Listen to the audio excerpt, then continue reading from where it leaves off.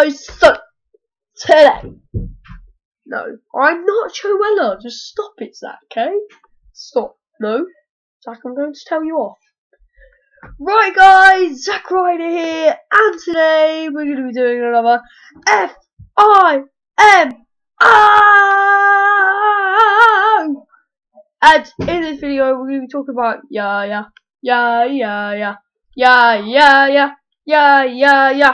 right. Yeah. So, I was talking to my friend the other day about how much he's gone downhill. Like, downhill. Yeah. And, you know, he's also got the downgrade in FIFA and all that stuff.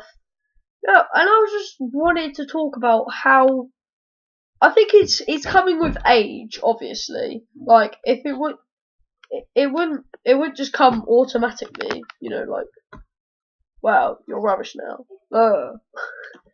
But yeah, I just wanted to tell you guys about this because it's kind of an important subject. Yaya is not the greatest centre mid anymore. You know, it's been taken by Pogba, Tweedy. Let me think of another good. Ramsey. He's been really good so far. Yeah, I just wanted to talk to you guys about this, and I'll see you guys in the next FIMO. Bye!